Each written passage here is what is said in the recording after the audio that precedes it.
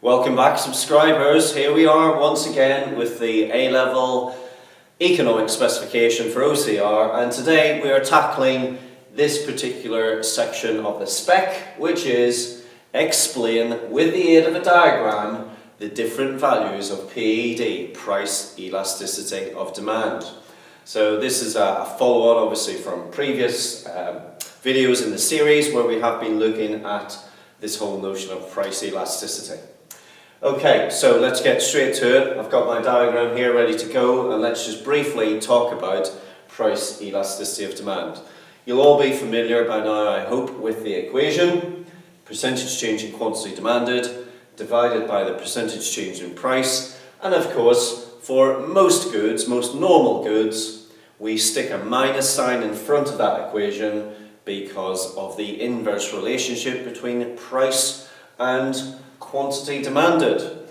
If price falls, quantity demanded goes up. So that would mean you would be having a negative on the bottom here and a positive on the top. And so 1 over t'other would still give you a negative outcome.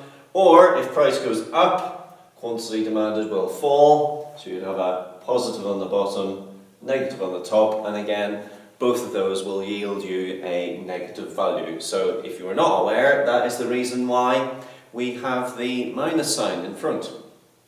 Now, of course, there are some goods for which the demand goes up as price rises, and therefore they would not have the minus symbol. Okie dokie, let's talk then a little bit about the different values we can have for PED. You'd be well aware of these, I'm sure. PED can be extreme, so it can be equal to 0, which would be this term perfectly inelastic, not just inelastic, but perfectly. And on a diagram that is obviously a straight line, like so, the gradient of said line being equal to 0. Or it can be infinity, perfectly elastic, in which case the curve is going to infinity and beyond. It can be unitary. Now that of course means that it doesn't matter what the price level, the total revenue that the particular firm is earning will always be the same. And that would be signified by a rectangular hyperbola, which you may have heard of in your studies. And of course, total revenue is the area under that chart. So if that was 10 and that was 2, total revenue is 20. Therefore, if you move to a position here, which was, let's say, 4, then that would have to be 5s. 4 5s are 20. So just giving you the same revenue all the time. It could be elastic to varying degrees. So obviously elastic is sensitive to changes in price. That is, demand is sensitive to changes in price. So it's relatively flat. And finally, inelastic, whereby price changes but quantity demanded does not really change at all, in which case the demand curve is very steep. So you can alter price up and down and you don't really get much change in demand. So those are the kind of the measures. What about then, to get back to the criterion here, why do the values change as you move along the demand curve? Because it's a straight line after all. Lots of people would look at that and think, well, surely the PED must be the same at all points. Well, no, it's not. And that's what I'm here to explain to you today. So I've got 2 points here for us, A and B, and we're just going to very quickly work out the PEDs at both points. And I'm assuming we're moving left to right along the bottom, so price will be falling.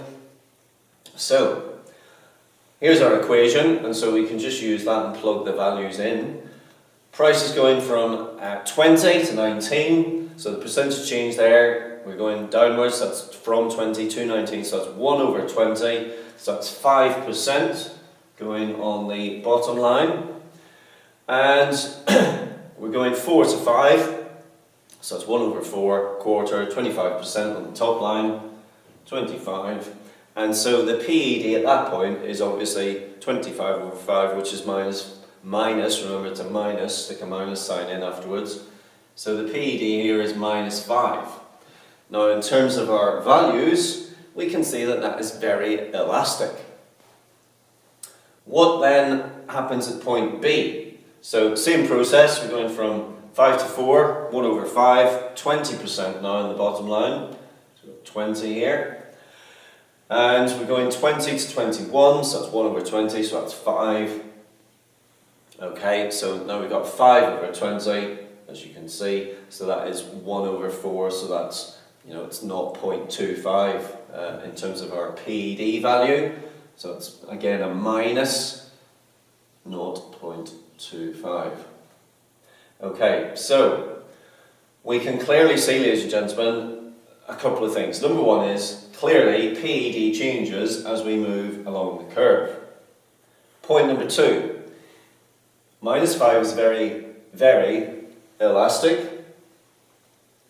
However, as we move in this direction, we're now down to 0.25, so it's becoming more and more inelastic as we move from left to right along this axis. So the one thing that we can say here is that as we move left to right, the PED is becoming more inelastic. In other words, the change in demand is becoming less and less sensitive to changes in price. And perhaps you would expect that anyway. I've also, as you can see, indicated on this diagram that actually at this point, the intersection on the y-axis, and at this point, the intersection on the x-axis, we know that PED here is actually perfectly elastic. So it's this special measure here equal to infinity, and down here it's equal to 0, so they're perfectly inelastic. And I've just left one other point here, ladies and gentlemen, which I'm just going to talk about now. So you can see I've got a couple of points here, but no values added to it. So this is point C, obviously. Now, at some point along the curve, if we've got the special cases, infinity, 0, it must be equal to 1 or minus 1. Obviously unitary in that instance. And so if I plug a couple of values in, so 11 and 10, 10 and 11, if we were to work out the PED here, excuse me, then we could find that this is also a point, a special point, where actually the PED is unitary, it's equal to 1. Now I'm going to use a slightly different equation for this one, which is the total revenue at the lower price divided by the total revenue at the higher price. So you can also work out PED using this method, although it's not very commonly done. I'm just using this because of the numbers that I've chosen. So 11 times 10, 110, 10 times 11, 110. So clearly 110 over 110 shows us that at this point we're at the unitary point where PED is equal to minus 1. So there are all sorts of other interesting things that we can say about this diagram, ladies and gentlemen, as well. So for example, this would also be the point at which total revenue for a firm is maximised between these 2 points, because the marginal revenue is equal to 0, and if that's the case, we also know that total revenue is at its maximum.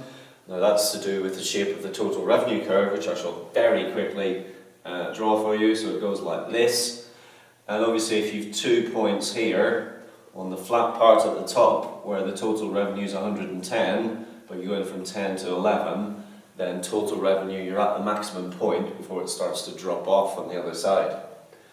Anyway, we're not going to get into that any further, because when we get to market structures and so on, we can talk a bit more detail about that. But that's it, ladies and gentlemen. That is the reason why we have different values of PED as we move along the demand curve. If this is the first time you watch one of my videos to the end, thank you. If you're a subscriber, thank you. If you're not a subscriber, get subscribed, please. Click the alerts button so you get all of the latest updates on my videos. Instagram, G_economics, Twitter, G_economics, and follow me online, geeconomics.co.uk. Bye for now.